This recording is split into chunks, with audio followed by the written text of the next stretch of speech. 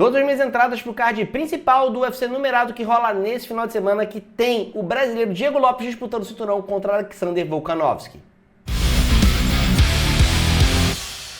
Fala galera, beleza? Sejam muito bem-vindos ao canal Contragolpe. Eu sou o André e vou trazer para vocês as minhas entradas ou expectativas de entradas de aposta para todas as lutas do card principal do UFC 314, que tem Diego Lopes contra Volkanovski na luta principal. Fizemos um vídeo falando do card preliminar. Se você não viu ainda, tem um linkzinho para você clicar aqui e ir lá assistir as análises de luta por luta desse evento, tá? Vamos começar com o card principal. A gente tem aí a primeira luta, Nikita Krylov enfrentando Dominick Reyes. Uma luta em que o Reyes se recuperou bem depois do tempo parado, voltou, veio com 2 vitórias, tá? Mas eu acho que o jogo de queda do Krylov pode anular o jogo do Reyes. Se o Reyes defender bem em queda e se manter o jogo em pé, acho que ele tem qualidade para poder vencer no jogo de trocação o Krylov, tá? Mas o Krylov é um cara que tem ajustado melhor o jogo dele. Ele é um cara que teve, quando chegou no UFC, tinha um hype muito grande, acabou sendo jogado por debaixo do tapete esse hype, mas agora ele tá com uma luta mais consistente, usando melhor as suas ferramentas. Então acho que o Krylov vai buscar o jogo de queda, vai conseguir a queda e vai controlar a luta. O Krylov pode finalizar o Reyes? Até pode, existe essa possibilidade. Então, mas eu não acho que é uma coisa que a gente vai colocar como um fator muito grande nessa análise. Eu acho que dá Krylov por decisão. Krylov é o favorito para esse combate, então estou indo no favorito. Acho que ele vence a decisão. Tem uma chance dele finalizar, mas eu acho que é seguro colocar mais do que o round e meio e o segundo round começa, tá? O que pode mudar nessa luta, se você vê que no primeiro round o Reyes está defendendo as quedas e o Krylov não consegue fazer jogo de queda, ou se o Krylov mudou estratégia por algum motivo, tá tentando trocar pancada com o Reyes, tire sua grana, salve seu dinheiro, tá? Caso não, se correr o que a gente imagina que é o Krylov tentando quedar, Krylov vencendo na decisão. Bryce Mitchell enfrentando o Jean Silva, o Lorde. Essa é uma luta que, assim, fora todas as discussões e polêmicas do Bryce Mitchell, a gente tem uma luta que tem uma característica perigosa, na minha opinião, tá? É perigosa. Eu acho que o favorito, que é o Jean Silva, vence e vence por nocaute, tá? Esse aí que eu acho que vai acontecer. Mas, André, quanto de certeza você tem isso? Realmente muito diferente do que tem as casas de aposta. As casas de aposta, estou colocando aqui o Jean, quando eu estou vendo essa odd 1.36, vai variar essa odd aí ao longo, provavelmente, da semana, tá? Mas, assim, é muito favorito o Jean Silva. E eu acho que estão desconsiderando o Bryce Mitchell, porque a galera tá torcendo contra o Bryce Mitchell. O Bryce Mitchell é um idiota? Sim. Merece ser nocauteado pelo Jean Silva? Sim. Você vai ficar feliz? Vou. Ele precisa de tratamento médico? Com certeza. Talvez até os dois precisem. Mas assim, o que acontece é que o Bryce Mitchell tem um jogo de queda competente. Ele não tem trocação para aguentar o Jean Silva, não tem mesmo. Se ficar na trocação, o Jean vai matar ele. Mas o Bryce Mitchell é o cara que busca 10, 12 quedas por luta, tá? 4 vezes, 5 vezes no round o cara tentando quedar o tempo inteiro. Se ele conseguir quedar o Jean Silva, a gente vai ter uma luta tipo que aconteceu semana passada, Sabatini contra Tubarão? Será que vai acontecer? Como é a defesa de queda do Jean Silva? A gente não tem esse dado no nível UFC. Não tem esse dado. Porque quem lutou contra ele ou não tentou quedar ou foi nocauteado muito rápido. Não deu pra saber, tá? E é um perigo real, tá? A gente pode ter o Bryce Mitchell quedando o Jean Silva e o Jean Silva não conseguindo se levantar ou se levantando e sendo quedado de novo. E se o Jean Silva não puder jogar o jogo de trocação dele, será que ele se dá bem contra o Bryce Mitchell? Tenho minhas dúvidas, tá? Então assim, a minha análise é que o Jean nocauteia o Bryce Mitchell ali pelo segundo round. Acho que no primeiro round o Bryce Mitchell não vai querer saber de trocar e vai voar nas pernas do Jean. O Jean pode nocautear ele mesmo assim no primeiro round? Pode. Tem uma preocupação também que o Jean tá querendo dar muito show, tá? Essa é uma característica que me preocupa às vezes do pessoal da Fight Nerds, que é um pouco menos de objetividade do que deveria ter. Talvez só o Caio Borralho ali, eu acho que vai com o Prats, talvez, com objetividade que deveria ter. O Jean Silva é um cara do show, um cara do espetáculo, do entretenimento, um cara que entra, que chora, que ri, que late, só na entrada dele do octógono. Então assim, se o Jean Silva ficar tentando dar joelhada voadora, e vai ser quedado. E aí a gente vai ter um round que ele pode perder, tá? Minha aposta pra essa luta, assim, maravilha. Pro palpitão, pro fantasy, pro palpitão do Meloto. Jean Silva nocaute no segundo round. Pra tentar ganhar uma grana nessa odd esmagada do Jean Silva, eu vou entrar contra o Jean Silva no primeiro round, tá? Vou entrar com uma stake pequena, porque a odd tá esmagada a favor do Jean Silva, mas eu acho que o Bryce Mitchell pode quedar ele no primeiro round, tá? André, e aí, você dá cash out no fim? Depende, provavelmente se eu perceber que o Bryce Mitchell controla o Jean Silva de um jeito que assim, ele quedou uma vez, o Jean Silva não levantou mais o round inteiro, talvez eu deixe back Bryce Mitchell pro Bryce Mitchell ganhar na decisão, tá? Talvez eu deixe. Mas, se o Jean levantar, ficar em pé, o Bryce derruba de novo, o Jean levanta, troca um pouquinho, cai de novo. Toda vez que o Jean levanta, tem um perigo do Bryce Mitchell ser nocauteado, tá? Então, se isso acontecer, aí eu entro primeiro contra o Jean no primeiro round, e aí, terminando o primeiro round, dou cash out e entra a favor do Jean Silva a partir do segundo round, tá? Essa é a minha chance de extrair algum valor desse combate que tá com a odd bastante esmagada. E aí, Rodrigues, que vai enfrentar o brasileiro Patrício Pitbull. Essa é uma luta que eu tenho que confessar pra vocês que eu tenho um problema na hora de avaliar. Por quê? Porque eu tenho sentimentos envolvidos aqui. Eu quero que o Rodrigues perca. Eu quero que o Patrício se dê bem. E tô tendo dificuldade. Por que tá tendo espaço essa dificuldade de análise subjetiva, André? Porque a gente não tem dado do Patrício Pitbull pra analisar ele no nível UFC. É claro que o Patrício é um campeão gigante no Bellator, enfrentou os melhores que o Bellator tinha, mas os melhores do Bellator nem sempre são o top 5 do UFC, tá? E assim, ele vem vencendo, mas tá envelhecendo. Tá com 37 anos o Patrício, infelizmente chegando tarde aí no UFC. Ele vai enfrentar um Yair Rodrigues, que é um atleta superestimado, na minha opinião, né? É um atleta que tem a cotovelada que salvou ele contra o sul-coreano. E basicamente isso, assim, que eu posso contar como notório no currículo dele, tá? O Yair Rodrigues tem uma dificuldade gigante com o jogo de queda. O Patrício vem dizendo nas entrevistas que vai derrubar, que vai usar isso.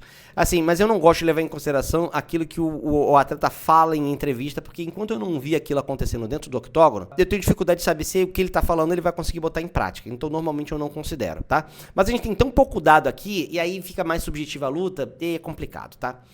Eu não tenho a menor dúvida que o Patrício é o melhor atleta de MMA, dentre os dois, mas o Patrício tá lutando na categoria de peso errada, né? Pro Bellator, essa categoria de peso até dava, mas pro UFC ele tinha que lutar na categoria do galo, tá? Então, assim, tá muito pequeno, tá? O Yair Rodrigues tem ótimos chutes, tá? E se o Patrício tiver na longa distância, pode tomar uma bica na cabeça e ser nocauteado. O Patrício, com o passar dos anos, muito castigo, nos últimos anos, ele teve até uma cirurgia que ele fez para descomprimir um nervo que estava sendo comprimido, que podia estar causando ele estar sendo nocauteado com mais frequência. Mas eu não sei se isso teve um ganho pra gente não ver ele competindo com um cara de altíssimo nível depois disso, tá? Então a minha preocupação é o Patrício tomar uma bica na cabeça e ser nocauteado. Fora isso, se o Patrício encurtar e trocar soco na curta distância, acho que o Patrício se dá melhor. Se o Patrício buscar o jogo de queda, acho que o Patrício se dá melhor também. O Capitão América, que usa aqueles óculos que vocês adoram, né? Que é uma figura caricata aí do MMA e do UFC também. Ele tá na equipe do Patrício, não treinamento de queda o Patrício tem. Se o Patrício vier com essa luta pragmática pra quedar e fazer um ground and pound, ele nocauteia o Yair Rodrigues, tá? Então, assim, o Patrício pode vencer na decisão, o Patrício pode vencer por nocaute. São as duas opções que eu vejo. E são as opções em que eu aposto, tá? Acho que o Patrício vai vir com esse pensamento. O Yair Rodrigues é um cara que vencendo a decisão do Patrício, só se o Patrício não buscar encurtar a distância e o Yair controlar bem a distância. Pode acontecer? Pode. O Yair tem bons chutes frontais e pode manter o Patrício afastado. O Yair é bem maior do que ele. O Yair pode nocautear com chute na cabeça? Também pode. Então, as minhas opções aqui, na ordem que eu acho que tem mais chance de acontecer. Patrício decisão, Patrício nocaute. Yair decisão, Yair nocaute, tá? Minhas apostas para essa luta aí é esperar o live, tá? É esperar o live. Se o Patrício estiver encurtando a luta contra o Yair e buscando o jogo de queda, dá para você colocar uma grana que o Patrício vence a luta por decisão ou até por um nocaute no ground and pound. Se o Patrício estiver na longa distância, entrando e saindo com o Yair Rodrigues, não aposte no Patrício, tá? Por mais que meu coração vá doer, é o Patrício dando chance pro Yair conseguir um chute alto e conseguir a vitória. Então, assim, é uma luta pro live, tá? Previamente, o que você acha? Eu acho que dá a zebra, que é o Patrício Pitbull, acho que ele vence a luta na decisão. Dá pra apostar sem ver a luta? Não dá, porque a gente não tem dado do Patrício, tá bom? Não dá pra apostar antes porque não tem dado do Patrício. E agora, assim... Patrício, por favor, ganhe e nocauteie ele no ground and pound. É meu pedido. Agora vamos pra próxima luta. Michael Chandler contra Pat Pimblett, tá? A gente tem um jogo de jiu-jitsu do lado do Pat Pimblett, que é o que pode fazer ele vencer esse combate. Mas o jogo de wrestling, que controla onde a luta vai acontecer, é muito superior do Michael Chandler. Se o Michael Chandler quiser quedar o Pat Pimblett, ele queda. Se ele quiser evitar as quedas do Pat Pimblett, ele evita, tá? O Chandler controla onde a luta vai acontecer, se no chão ou se em pé. Se o Chandler levar a luta pro chão, ele corre um risco de ser finalizado pelo Pimblett, que tem um bom jogo de jiu-jitsu. Acho que o Chandler não vai fazer isso. Não tem feito isso nos seus últimos combates, tem buscado dar show dentro do UFC, tá? O Michael Chandler, apesar dos 38 anos, na minha opinião, é um dos atletas melhores condicionados dentro do esporte, tá? O Chandler vem com gás pra lutar 5 rounds, e sim, essa luta é de 5 rounds. O Pat Pimblett cansa a partir do final do segundo round, tá? Ele normalmente faz um terceiro round mais fraco. E numa luta de 5 rounds, a vantagem de gás e vitalidade vai pro atleta mais velho nesse caso, que é o Michael Chandler, tá? O Chandler pode, inclusive, arrumar um nocaute tardio em cima de um Pat Pimblett cansado ali pelo 4º round. Então, a minha expectativa para essa luta, na ordem que eu acho que tem mais chance de acontecer é Chandler vencendo por nocaute, Chandler vencendo por decisão e Pimblett vencendo por uma finalização. Acho que se o Pimblett não achar uma finalização em cima do Chandler, o Chandler ganha a maior parte dos rounds. André, o Chandler tá parado há um tempão. O Chandler estava parado há um tempão. Se você não se lembra, há 5 meses e meio, mais ou menos, um pouco menos que 6 meses, ele enfrentou o Charles do Bronx, tá? Ele enfrentou o Charles do Bronx, o Charles ganhou os 4 primeiros rounds, e no 5º round o Chandler foi pra cima igual um maluco, é claro. Deu um monte de golpe legal, golpe na nuca, um monte de coisa assim que eu acho que ele não deveria ter vencido aquele último round, deveriam ter tirado o ponto dele. Mas tirando essa polêmica de lado, o Michael Chandler mostrou gás no 5º round. Explodiu, foi pra cima, sequência de golpe, papapá, coisa que eu acho que o Pimblett não vai apresentar. Então, assim, o Chandler não só lutou há pouco tempo, há 6 meses, eu acho que sim, ele fez um camping, lutou, tá no segundo camping, eu acho que não dá pra falar que o Chandler tá paradão. Ele já vem de uma luta ativa, tá? E uma luta de 5 rounds, nível de campeão do UFC, tá? Vai enfrentar o Pat Pimblett, então o gás eu acho que vai ficar do lado do Chandler. Tô colocando o Chandler vencendo essa luta por nocaute no 4º round, batendo um Pimblett cansado aí no ground and pound, ou até com um cruzadaço em pé. Vamos ver se o Pimblett tem realmente gás e se consegue achar uma finalização aí em cima do Chandler. Pode acontecer? Pode, mas eu tô indo na zebra. Então essa é a zebra Michael Chandler por nocaute no 4º round. Alexander Volkanovski contra Diego Lopes. Essa é uma luta que vale o cinturão da categoria, tá? O Diego Lopes é um atleta que chegou no UFC aceitando luta de última hora contra o Evloev, deu trabalho pro cara que era considerado um dos que ia chegar no topo da divisão, mas perdeu o combate, né, mesmo quase levando o joelho do Evloev. Mostrou um jogo de trocação interessante e poderoso, um jogo de jiu-jitsu também poderoso, mas assim, os atletas que o Lopes venceu por finalização ou nocaute são atletas de nível baixo no UFC, tá? São atletas que eu acho que se o Volkanovski lutasse, ele também venceria por nocaute ou finalização.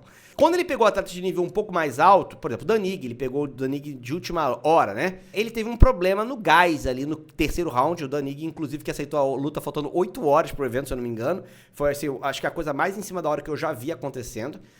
E o Danig ganhou o último round em cima do Lopes, tá? O Lopes cansou no 3º round, o que me deixou um pouco preocupado. Porque as outras lutas anteriores, ele tava ganhando no 1º round, então a gente não sabia como era o gás dele. Quando ele chegou no 3º round pela primeira vez, já teve dificuldade. Depois ele enfrentou o Brian Ortega. Brian Ortega é um atleta elite do evento, tá? É um elite dessa categoria. O negócio é que o Brian Ortega não é o cara da trocação. O Brian Ortega é um cara do jiu-jitsu. E essa luta entre o Diego Lopes e o Brian Ortega, a gente não teve jiu-jitsu, basicamente. A gente teve trocação. E na trocação é claro que o Diego Lopes é melhor do que o Brian Ortega, tá? Então, assim, levou uma vantagem, porque a área de atuação dos dois foi favorável ao Diego Lopes. E mesmo assim ganhou na decisão, né? Não nocauteou. Embora a galera fale que ele deu um golpe e o Brian Ortega apagou, quando o Brian Ortega tava caindo, o upper acordou o Brian Ortega, né? A galera tem esses... Se você olhar, tem rios disso aí na internet e tal. Eu acho que o casamento de luta aqui é perigoso para o Diego Lopes, tá? O Alexander Volkanovski é um pesadelo. É um pesadelo. Ele é muito bom na trocação, ele é muito bom no jiu-jitsu, ele é muito bom em escapar do jiu-jitsu, ele é muito bom em controlar onde a luta vai acontecer. O que aconteceu com o Volkanovski, tá? O Volkanovski, ele tomou 2 nocautes. Ele tomou um nocaute com um chute na cabeça, lutando na categoria de cima, né? Subiu para enfrentar o Makhachev, pegando a luta de última hora, tá? porque ele queria uma revanche contra o Makhachev. Então assim, pegou a luta de última hora, provavelmente não estava com o preparo completo, tomou um nocaute brutal com a canelada na cabeça. Deveria ter falado, vou descansar um pouco para voltar para lutar defendendo o cinturão na categoria de baixo. Nesse momento ele ainda era campeão da categoria, tá? Mas ele, de uma maneira não muito inteligente, não muito estratégica, foi lutar contra o Topuria logo 3 meses depois. E o Topuria é um atleta com alto poder de nocaute, né? E ele tomou pancada e foi nocauteado de novo. Assim, de uma maneira inteligente, ele tá 1 ano sem lutar. Eu acho que ele precisava, depois de 2 nocautes brutais, recuperar um pouco a sua condição de luta antes de enfrentar um combate de novo. E o Diego Lopes tem poder de nocaute, tá? Mas acho que 1 ano é o suficiente pro Volkanovski ter recuperado. Se o Volkanovski não for nocauteado, não tiver com fragilidade no queixo, eu acho que ele consegue vencer o Diego Lopes, tá? Ele controla a distância, se movimenta muito bem, vai ganhando volume e ali pelo 4º round, principalmente se o Diego apresentar um decréscimo de ritmo, pode até inclusive um nocaute a favor do Volkanovski no 4º round, tá? O Volkanovski é um atleta bastante consistente e, na minha opinião, pode nocautear o Diego Lopes tardiamente. A vantagem que o Diego Lopes pode trazer é, se o queixo do Volkanovski ainda não tiver recuperado, uma mão do Diego entra, o Volkanovski deita. Isso pode acontecer? Pode acontecer. Mas na minha experiência aqui, quando o cara fica 1 ano parado, o tanto que ele recupera da capacidade de se proteger ali de nocaute é boa, tá? Embora esteja com 36 anos aí o Volkanovski, esse risco exista. Minhas possibilidades para esse combate: Volkanovski nocaute ali no 4º round, Volkanovski decisão, Diego por finalização ou Diego por nocaute. Acho que o Diego vence essa luta apenas pela via rápida, por decisão, acaba perdendo aí pro Volkanovski, tá? Acho que dá pra colocar mais do que 1 round e meio, o 2º round começa, porque a gente provavelmente vai ter um primeiro round agitado, mas talvez não seja decisivo, mas é arriscado esse mais do que 1 round e meio, o 2º round começa, tá? Porque você pode ter, se o queixo do Volkanovski estiver ruim, o Diego pode nocautear ele no primeiro. E aí você perde sua grana. Então assim, o mais seguro pra você, André, o mais seguro pra mim, Volka.